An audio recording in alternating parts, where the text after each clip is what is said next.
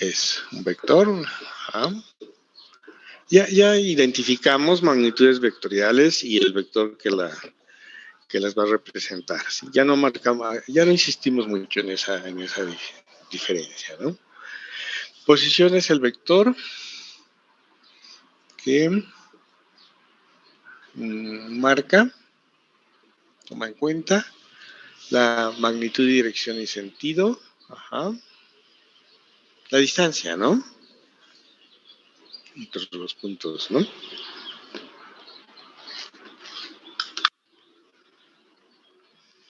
La distancia de separación, ¿no?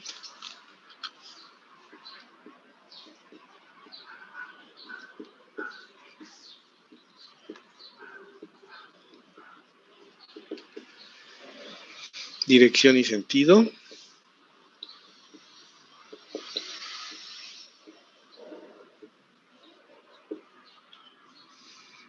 De un punto arbitrario del plano o del espacio o de la línea. Aquí vamos a indicar que vamos a trabajar en el plano, ¿sí? Eventualmente en el espacio o en la línea.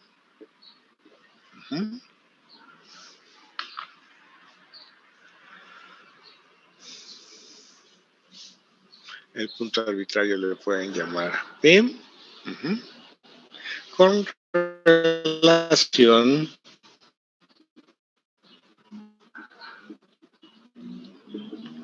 a un origen de coordenadas, ¿no? Perdón.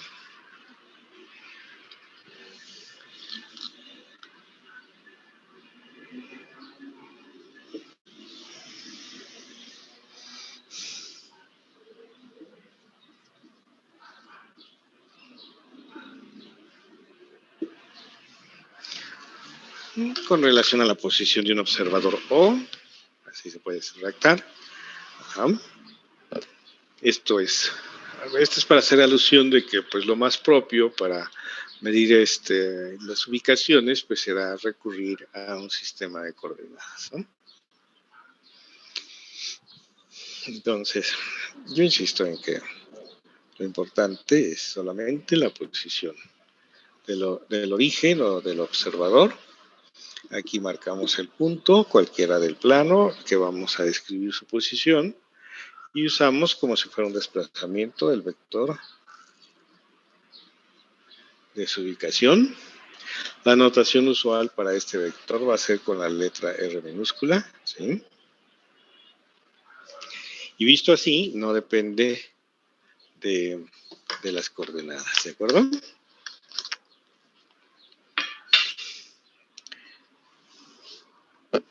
O sea, ya es opcional usar nuestros ejes, ¿no? Entonces, ahora sí, esto ya es agregado, ¿no? Pero muy cómodo. Un sistema de coordenadas X y Y va a hacer que el punto P, al cual le podemos asignar la forma usual, ¿no? Coordenadas X y Y, nos permite escribir nuestro vector de posición en la forma cartesiana, así, ¿no? R es igual a la proyección que tenga en la dirección X de mi eje, por vector unitario Y, propio de mis ejes, que sería el J, más la proyección en la dirección Y por J, ¿no? O si decido usar la forma polar superpuesta a de acuerdo con lo cual esta es la dirección 0 grados, entonces se va a medir desde esta dirección, se va a hacer la convención usual, vamos a decir de en adelante, la convención usual es que los ángulos son positivos cuando se miden en forma antihoraria, ángulo teta, ¿sí? Y ya una vez marcada la dirección de su ubicación, se toma la medida de la distancia entre el punto O y el punto P. Eso me va a dar la magnitud del vector que se denota por la letra solita, ¿no? ya sin flechita. La flechita indica vector, sin flechita indica magnitud, ángulo teta, ¿no? Y bueno, lo que hemos aprendido aquí nosotros es que la componente X se calcula multiplicando la magnitud por el coseno del ángulo. La componente Y se obtiene multiplicando la magnitud por el seno del ángulo. De esa manera se relaciona la forma polar con la forma cartesiana. O viceversa, también podemos, si al revés contamos con la forma cartesiana y queremos la polar, ¿cómo la despejamos? Bueno, también lo aprendimos aquí. Nosotros, la magnitud es en base a las componentes usando el teorema de Pitágoras. Y tenemos esta fórmula. Y la otra es para el ángulo, ¿sí? ¿Cómo obtenemos el ángulo? Entonces aquí hay dos opciones. Creo que no lo terminé de escribir el día que lo estábamos viendo. Y es que si estamos del lado derecho, el ángulo se va a obtener tomando el arco tangente de la componente Y entre X, ¿sí? Pero si estamos del lado izquierdo, entonces es que esta función arco tangente nada más les da ángulos positivos o negativos, ¿sí? Porque aquí la tangente se hace infinita, entonces no hay manera de pasar de este lado. Simplemente la función les da, si es positivo, les da todos estos ángulos entre 0 y pi medios o 90 grados. Y si es negativo, les da todos los resultados entre 0 y menos 90. Pero no les da nunca los de que están de aquel lado, ¿sí? Sí. Entonces, eso se sabe en el signo de X. Si X es positivo, entonces la función arcotangente nos da el resultado. Pero si X es negativo y estoy en un punto que está del lado izquierdo, entonces para X negativa hay que hacer un agregado. Es hacer la misma operación de arcotangente, pero sumamos 180, sí, no sé, 180 grados para pasar al lado izquierdo, ¿no? Porque, ¿cómo lo sabemos? Pues porque X es negativo, ¿sí? Bueno.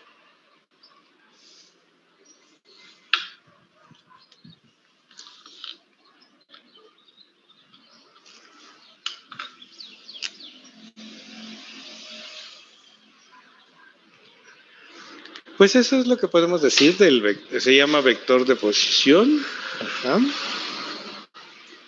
O sea, la conclusión es que el vector R se llama vector de posición.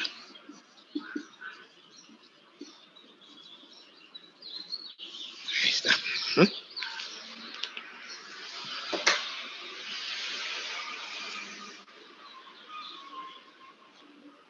Profe, tengo una duda. ¿El arcotangente Y sobre X más 180 se pone todo dentro del argumento de arcotangente? No. ¿O se pone esa parte, la suma? Exacto. Porque mira, Y entre X es un número sin dimensiones, ¿sí? Sí. Curiosamente, 180 grados sí tiene dimensiones. Ajá, el que no tiene son radianes. Bueno, lo podrías poner en radianes, ¿no? Pero no, la idea es esta, que tú primero obtienes un ángulo. Por ejemplo, ya copiaron, ¿no? Podemos aclarar el asunto un poquito más, ¿no? Sí, ya podemos borrar la definición, sí, ¿no? ¿Cómo ven? Bueno, damos un poquito de tiempo aquí. Cualquiera que no haya terminado, termine, ¿no?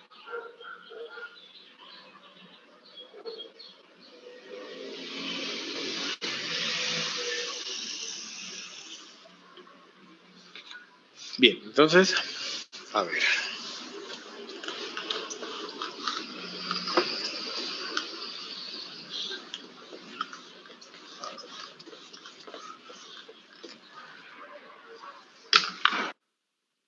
Como ejercicio, ¿no? Obtener la forma polar de la posición, voy a poner una X negativa, ¿no? Menos 3 metros y más 4.5 metros, ¿no? Ajá, ahí está. Está en forma cartesiana.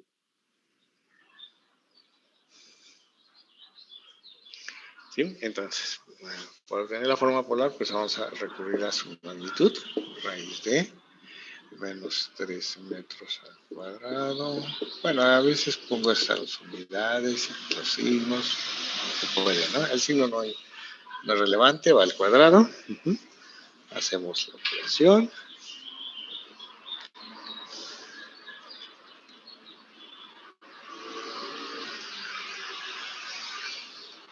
$5.41, ¿sí?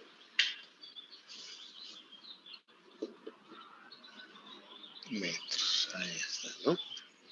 Y ahora al momento de llegar al ángulo, ¿no? Hay que usar este, ¿sí? Porque X es negativo, entonces ya sabemos que tenemos que usar este, ¿sí? Entonces vamos a evaluar arco, tangente, no, también se puede usar seno o coseno, ¿no? Pero aquí la idea es que si nada más tengo X y Y, si todavía no supongo que haya calculado R, entonces uso Y y X, ahí está, así, ¿no? Pero esto me va a dar un ángulo negativo que me indicaría que estaría en el cuarto cuadrante, ¿sí? ¿Sí? Entonces, no es el caso, porque si X es negativa, mi vector está en el segundo, ¿no? Para X negativa y Y positiva, pues realmente mi punto o mi posición está de este lado, ¿sí? Entonces, por eso hay que tomar el opuesto, sumando 180, ¿no? Entonces, aquí operamos 4.5 entre 3, es arco tangente de menos, es negativo, 1.5, ¿no? Ya sin unidades, ¿no? Entonces aquí tomas el arco tangente de 1.5 negativos.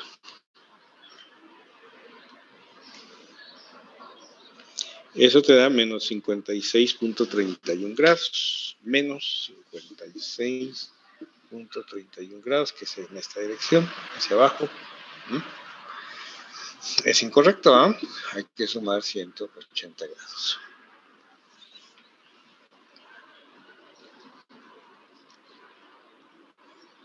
$123.69 grados.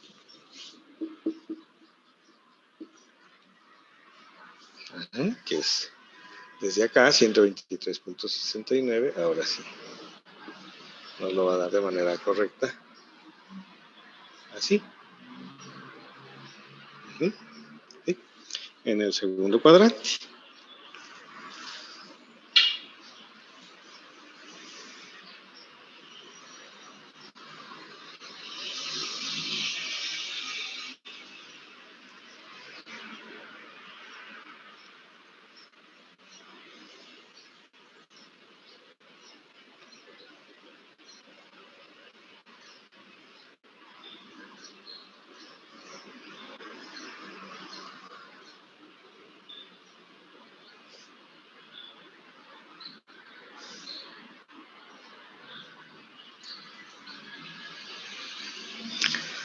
Muy bien. Creo que quedó claro, creo. A ver.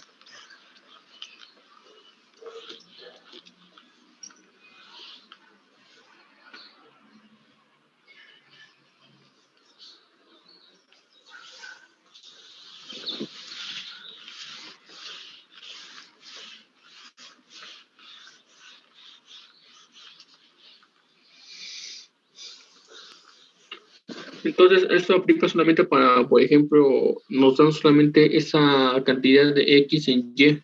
Si, por ejemplo, nos tienen acá valores de la suma de A más B más C de X y Y formo un triángulo rectángulo, y obtengo el valor de dicho ángulo, pero de para abajo. Entonces, ese ángulo con respecto al eje de cero será ese ángulo sumado con lo demás. Sumado con los 180, ¿dices? Ajá, porque hace cuenta si me da un triángulo en el tercer cuadrante, y su ángulo está hacia abajo.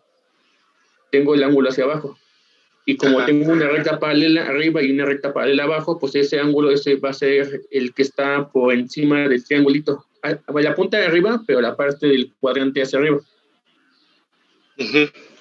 Y después ahí tengo que sumar 180 para calcular dicho ángulo a cuántos grados lo tengo que girar. Sí, ¿no? Ajá. Tú dices que estás aquí en el tercer cuadrante, ¿no? Ajá, ese sería más o menos, bueno, forma un triángulo en el tercer cuadrante. Solamente algo Ajá. así. Así Algo más o así. menos, ¿no? Bueno, igual podría ser. Yo lo hice, bueno, de la otra manera en el eje de la X también funcionaría. Hace cuenta, mi ángulo está en el parte de X. Aquí está X. Ajá. Tu Hace ángulo. cuenta, está acá, ajá, en el punto donde está usted, ahí está mi angulito. Ajá. Sí, este es el que te da arco tangente. Sí, arco tangente te da este. Ajá. Y ese es el que tengo que poner yo con respecto al punto de origen, a cuántos metros se desplazó, ¿no? Sí, pero si esta X es negativa, ¿te fijas que es incorrecto este ángulo? ¿Mm? Sí. Que tu X es negativa de este punto. Este punto tiene una coordenada X negativa y una Y también negativa, ¿no? Porque Sí. estás en tercer cuadrante. Ajá, todavía ese cuadrante. Ajá. Sin embargo, Y entre X te da positivo porque es menos entre menos, ¿cierto? Es Sí. más. Entonces te va a dar este ángulo. Por eso lo tienes que sumar 180 para pasar aquí, que es lo correcto. Entonces, el ángulo tendría que ser lo que me salga de ahí más los 180, ¿no? Más los 180, aquí están los 180, que es lo que se está agregando. Y ya de eso, más los 180, ese es el ángulo que tengo que poner. Hace cuenta, le pondría 15 metros con magnitud de lo que me salga de arco tangente, ¿no? Más 180. Lo que te salga de arco tangente más 180, ese es el que te va a dar tu ángulo completo, desde acá hasta acá. Y por ejemplo, si me dan valores negativos como menos 65 grados, que va a ser a sentido horario de reloj, ¿le puedo restar 360 grados a esa cantidad para sacar el ángulo? Se puede restar 360 o sumar 360, eso sí lo puedes hacer, porque te queda igual. Es que Sí. más o menos así estoy haciendo. Por ejemplo, aquí me dio menos 56, dio negativo. Sí. Ajá. Para corregir sumo 180. Pero Sí. si tú sumas 360, pues bueno, para empezar ahí ya no sería correcto. Porque 360 es una vuelta completa, entonces te regresa al mismo lugar. ¿Sí? Ya dijimos que este no es, ¿no? No. Si a este le sumas 360, te regresas al mismo lugar. Entonces no has corregido el asunto. Ahí sí es condición que sumes 180 para que tengas el punto P. O sea, no puedes cambiar el 180 por 360, eso sí no estaría bien. Okay. Es que sí, esta era mi duda porque me dan valores de tangente negativa y lo que hacía es de que, bueno, pues es negativo, va a ir a la parte de abajo, está en el cuarto El ángulo es cuadrante. negativo. Ajá, el ángulo es negativo porque está, en este caso, está abajo a la derecha. Sí, este caso es un vector, falta el dibujo, ¿no? Menos 3 metros y más 4.5 metros J, los voy a hacer más 3, 4, aquí está, ¿no? Es este vector. Sin embargo, este resultado de arco tangente de menos 1,5 da una dirección que está aquí. La función de arco tangente da esto, menos 56.31 grados, es este ángulo. Es incorrecto. Tú tienes que corregir sumando 180. Y entonces ya te queda este. Ese es el ángulo teta. Pero tiene que ser sumar 180. no puede ser 360 porque te da la vuelta completa y te quedas igual, incorrecto. ¿Ahora sí? Y ahora sí, profe, es que estaba medio confuso esa parte porque no sabía qué hacer porque me quedó medio raro. Exacto. Ahora, algo adicional es, yo les digo, sumen 180, queda mejor, pero también podrían restar 180, o sea, del lado del sentido opuesto. Bueno, nada, que queda medio raro, ¿no? Menos, si restan 180. Ya tiene 56.31, ¿no? Y le resta 180, ¿cuánto queda? 236, ¿no? Les queda 236.31 grados. O sea, alguien podría decir aquí, o suma 180 o resta 180. Es correcto, ¿sí? Las dos te mandan al sentido opuesto. Uno te da más 123, el otro te da menos 236. Son el mismo. El menos 236 es así.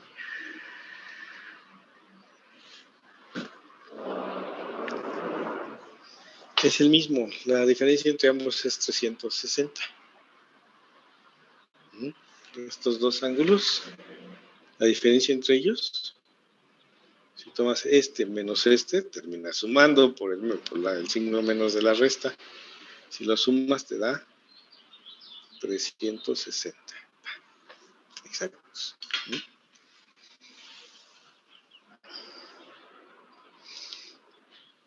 Bueno, esto es para que vean todas las posibilidades y cómo es que existe coherencia entre ellas. ¿De acuerdo?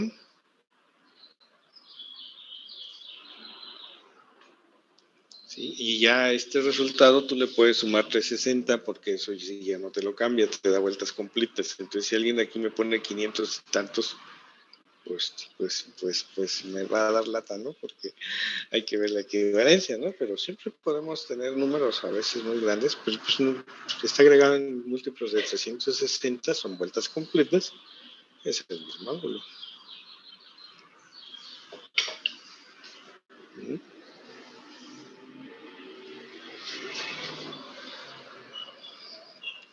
¿Quedó más claro o menos claro? Este relajo de los ángulos, ¿no? Quedó bien, profe.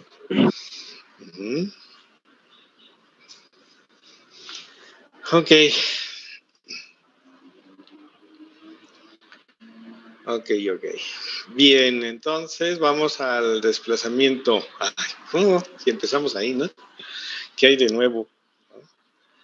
Bueno, la idea es que ahora nuestro punto de partida es el vector de posición. Y el desplazamiento lo debemos definir en base a. Esa es la parte diferente, pues. ¿Vale? Bien, entonces vamos a decirlo, ¿no? La definición no cambia. Con respecto a lo que hicimos en nuestra primerísima clase. Ya voy a borrar, ¿eh? Ese quedó bien esta explicación, curiosamente. Háganle la foto, el ejercicio, ¿no? Bueno.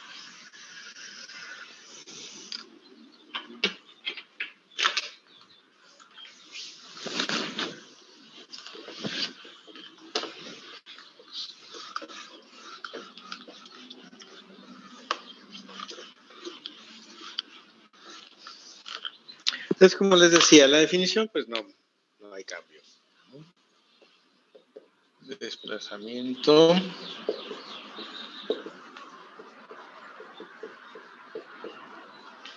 es el vector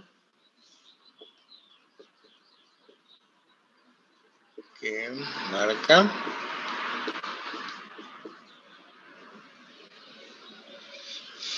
pero ahora sí lo vamos a hacer ¿cómo les diré? No, sí, va, la distancia recorrida, pero no es exactamente la distancia recorrida, ¿no? Es más bien la ubicación relativa, ¿no? de un punto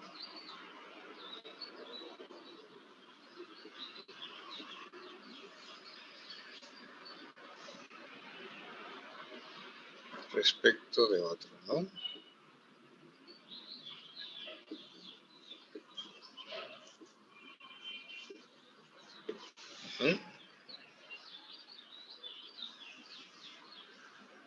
En el caso de un móvil,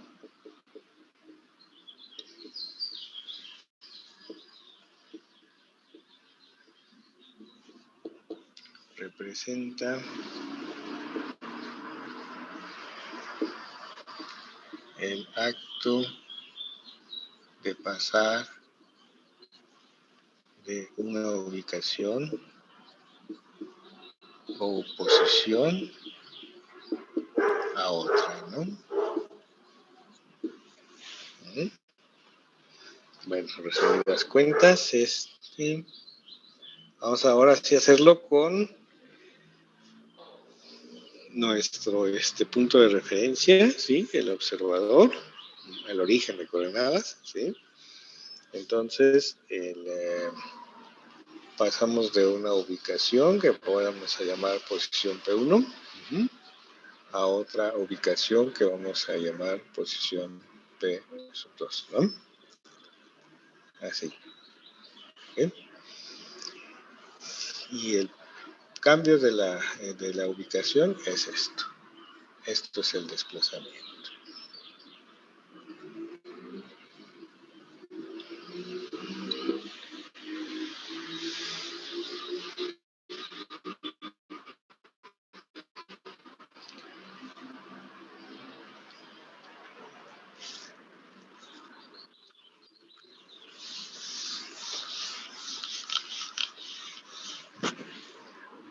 Ya perdimos a alguien, ¿no? A Marco.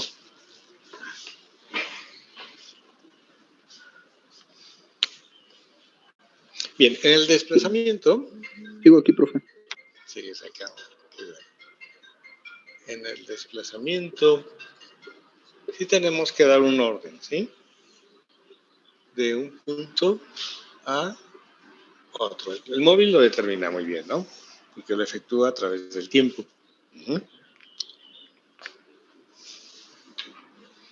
Si el vector tiene que ver con distancia, es la distancia en línea recta. No tiene que ver con la trayectoria del móvil, ¿sí? El móvil podría hacer otro tipo de movimiento.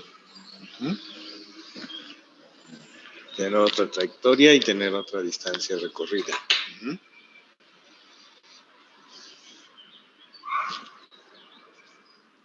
Pero ahora estamos viendo una construcción adicional, porque como les decía, ahora hablamos de la posición del punto P1, R1, y de la posición del punto P2, R2, porque ya es mucho hecho definición de posiciones. Entonces aquí vemos, y bueno, ya también entendemos que la cuestión de posición es un posible desplazamiento de otro móvil, si quieren, que iría del punto del origen a la posición P1. O sea, en naturaleza no se distingue la posición de un desplazamiento entre el punto y el punto P1. Entonces, ahora vamos nosotros a hablar de desplazamiento como relacionado con las posiciones, ¿sí? Concretamente, el desplazamiento, quiero ver si ya determinan ¿cómo se llama? La relación. En este triángulo que se ha formado hay una relación vectorial, ¿no? ¿Cuál con cuál nos da una suma? ¿Sí? Establezcan una relación de suma. ¿Qué vector con cuál otro se da el tercero? Usando la suma.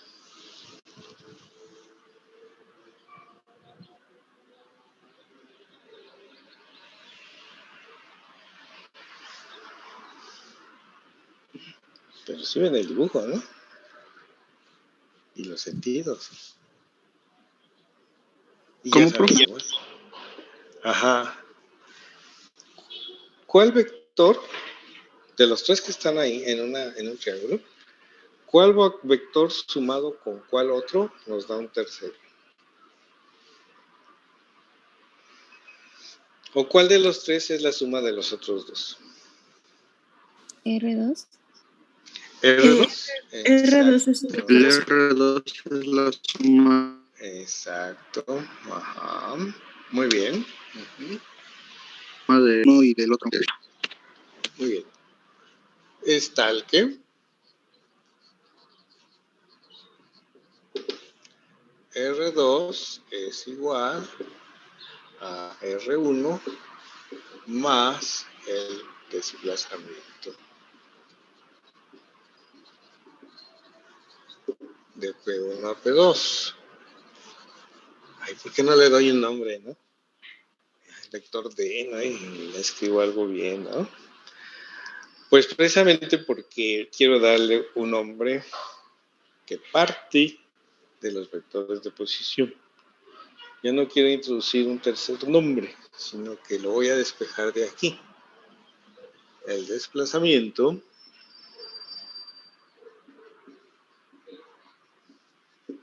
de P1 a P2 es igual. Como queda después de hacer el álgebra, ya sabemos hacer un poquito de álgebra, pues R1 lo restamos para que quede despejado el desplazamiento, ¿verdad? Y para que la ecuación no se altere, del otro lado también restamos R2 menos R1. Entonces no voy a introducir un nombre igual de o algo así para el desplazamiento, sino que voy mejor a usar la que viene a ser consecuencia de esta resta, ¿no? Si se trata de un móvil, es un valor, o sea, la cuestión de desplazamiento tiene un punto inicial y un punto final, ¿no? Un punto donde si es un móvil, punto que ocupa primero, punto que ocupa después, ¿no? Entonces, cuando yo hago la resta entre un punto final y un inicial, hablo de incremento de la magnitud.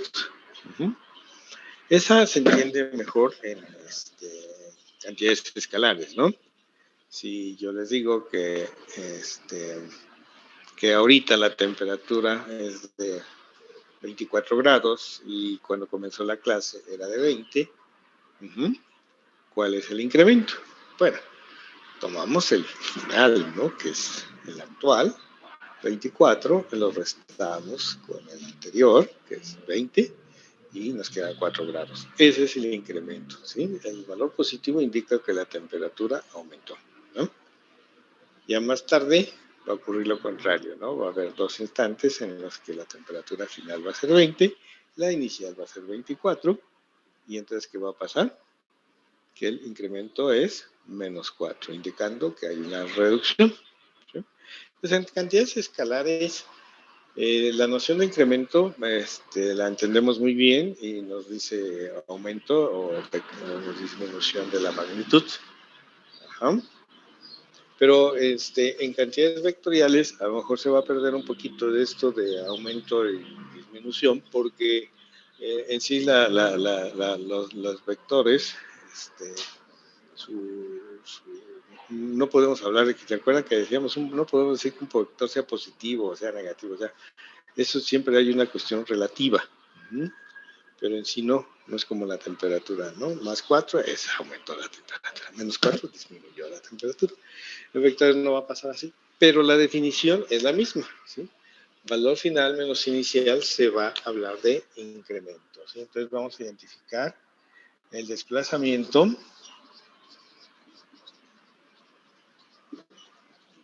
se va a identificar con incremento en la posición.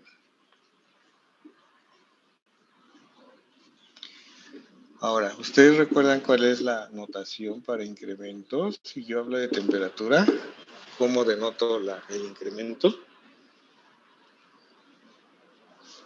Con un símbolo triangular, ¿no? Que se conoce como el delta, ¿no?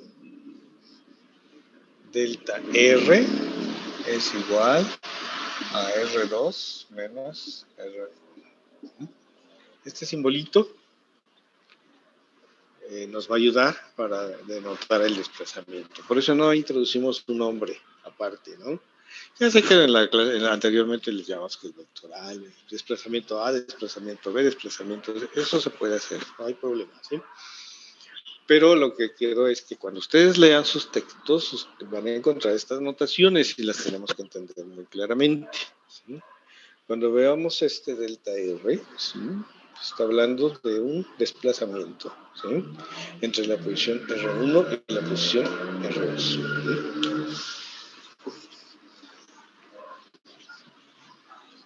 Esa va a ser la forma correcta ahora de entender el desplazamiento.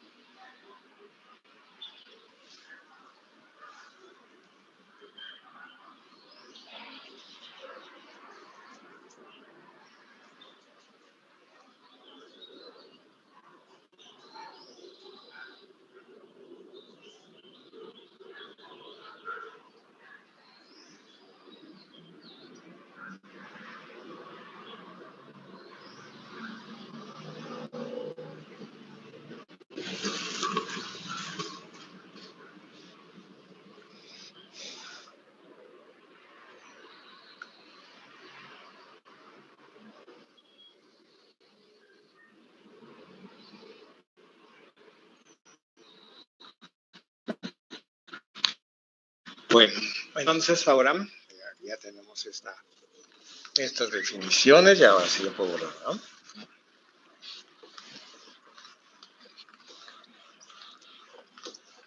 Ahora sí vamos a... Ya queda poquito tiempo, pero bueno, vamos a hacer la introducción, ¿no?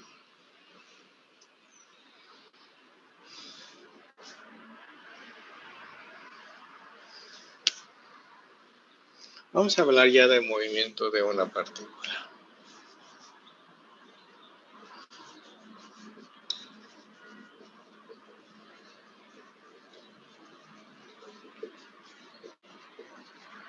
Hasta aquí en posición y desplazamiento. Bueno, sobre todo en posición no, como que no hay mucha necesidad de hablar de movimiento de una partícula, pero las posiciones pueden ser algo para otro uso, más general, ¿no? Por ejemplo, para dar las ubicaciones de todos nosotros, ¿no? Pues un montón de posiciones, ¿no? Claro que se usan otras técnicas, pero no si es un sistema coordenado tridimensional, ¿no? Eso estaría muy raro, ¿no? Pero en principio se puede. Bueno, ya hablar de desplazamientos sí ya nos da la idea de movimientos, ¿sí? Esto es lo que efectúa un móvil ahí al moverse y ir de un punto a otro, ¿sí? Pero ahí estamos haciendo una descripción como nada más de lo que ocurre entre dos puntos. Entonces, ahora sí vamos a la cuestión de que a todos nos puede estar inquietando de que, bueno, yo lo que quiero, o al menos eso es lo que nos propone nuestro temario, es estudiar el movimiento. ¿Cómo lo vamos a lograr? ¿Sí? Entonces, aquí, ahora sí nos vamos a empezar a complicar un poquito la existencia, ¿sí? Hablar de movimiento es hablar de una descripción, ¿no? De una serie de posiciones que ocupa un móvil, ¿sí? Recuerden esta idea, se va a ir abusando de ella porque se puede en dinámica, de que nosotros para estudiar la traslación de un cuerpo en realidad, pues lo podemos observar como un poquito de lejos y despreciar sus dimensiones. Bueno, en lo posible vamos a usar esta imagen y nos va a funcionar. Entonces, reducimos nuestro estudio al estudio del movimiento de un punto, ¿no? Y a ese punto que vamos a tener en cuenta nada más a través de su cantidad de materia, es lo que llamamos una partícula. En el movimiento de una partícula lo que importa es decir dónde está en cada instante de tiempo, ¿no? Entonces, ¿se acuerdan del observador que les decía? Es un origen de coordenadas, su ubicación, y tiene un reloj que lo arranca, ¿no? Entonces ahí está el transcurso del tiempo. Él observa movimiento, así es que tengo el observador y él observa el movimiento de un móvil, ¿sí? Y lo que, para decir cómo es exactamente el movimiento, pues lo que va a decir es cuál es su ubicación en cada instante de tiempo. ¿Mm? El problema es que la variable tiempo, hasta donde ahora hemos podido determinar, es una variable continua, ¿no? Puede tomar, lo podemos medir con más y más precisión y siempre encontramos la existencia de los instantes intermedios. Entonces es una variable que hasta ahora la entendemos como una variable continua, ¿sí? No hay saltos, pues, en el tiempo, ¿sí? Hasta ahora se ha podido medir con tanta precisión, tan fino como se quiera, ¿no? Así que la consideramos una variable continua, ¿no? Esto dificulta las cosas, ¿no? Miren, las cosas se parecen así a un poquito a cuando alguien efectúa un viaje, ¿no? Se van de aquí a, qué sé yo, a dónde quieren ir, a Veracruz, ¿no? Es un buen destino, ¿no? Claro que aquí piensen en el plano terrestre y que ¿cómo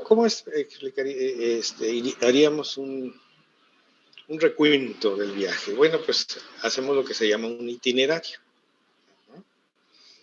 Es decir, si queremos saber cómo fue su viaje, pues lo que le decimos al compañero, pues ve por favor redactando, ¿no? ¿Dónde estabas en cada instante del tiempo? Y esa es la forma en que se describe el viaje, ¿no? Es como lo que llamamos el itinerario, ¿no? Yo estuve en tal parte, en tal momento, posteriormente en tal otra parte, anoto la hora, ¿no? ¿Sí? Bueno, al final tenemos una lista de tiempos, si lo quisiéramos organizar de esa manera, que nadie se lo hace. Tenemos una lista de tiempos y una lista de ubicaciones. Entonces estamos construyendo una función. A cada instante de tiempo le damos una ubicación, ¿sí? En un itinerario lo entendemos que no es fino, es decir, si hay el viaje de aquí a Veracruz, hay, qué sé yo, muy buenas, ¿no? 30 ubicaciones, ¿no? 30 valores del itinerario, está muy bueno, ¿no? Pues con eso nos damos idea de cómo fue el viaje, ¿no? Bueno, en física entendemos que el movimiento se debe describir de una manera muy, muy precisa, ¿no? Entonces, vamos a hablar de una variable tiempo, ¿sí? Como una variable continua, ¿sí? Una variable real. ¿Sí? El intervalo de definición es, usualmente buscamos pues partir del cero cuando estudiamos un movimiento, ¿no? Arrancamos ahí el reloj y desde cero medimos, ¿no? Entonces el intervalo de tiempo casi siempre es de la forma cero, del instante inicial a un instante final, ¿no? Pues, es la forma como más cómoda de trabajar, ¿no? O sea, no usar lo que dice el reloj. Empezó a las 11:45, ¿no? Esto es muy incómodo, ¿no? Partimos de cero, si se puede, y a partir de ahí, ¿no? Hay veces que tenemos que comparar el movimiento de dos móviles, entonces nos complica, ¿no? Si uno parte de cero, pues el otro ya no, ¿no? Y tenemos que tener en cuenta esa diferencia de tiempo, ¿no? Bueno, pero eso es cuando ya estudiamos el movimiento combinado de dos cuerpos, ¿sí? Que sí vamos a tener algunos ejercicios, ¿sí? Van a verlo. Bien, pero mientras estamos hablando de la descripción de uno solo, podemos empezar de contar el tiempo de su movimiento a partir de cero, ¿cierto? Pero entonces tenemos un intervalo de variable real, ¿sí? La variable tiempo, y a cada punto de ese intervalo le vamos a asignar una posición. Eso va a ser su itinerario, pero es una función de variable real. Pero el destino de la función, o sea, el dominio es el tiempo, pero el destino, o sea, la imagen es un vector. ¿Ah? Entonces, eso es a lo que vamos a decir, que el movimiento de una partícula se describe por una función de posición. Vamos a redactar. El movimiento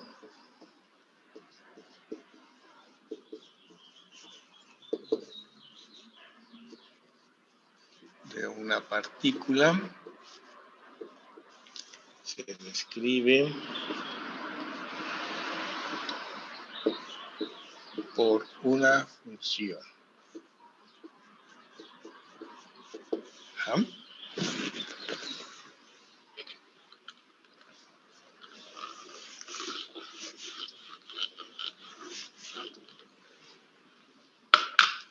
Entre una variable tiempo, en un intervalo que vamos a poner de la forma, usualmente el valor inicial de tiempo, que les digo que se toma igual a 0, pues muchas veces también se usa de sub 0 para decir no es posible que sea exactamente 0. Bueno, pues de todas maneras se usa esta notación, ¿sí? Como punto inicial. El final se deja arbitrario. Se deja así. Bueno, ¿cómo le podría?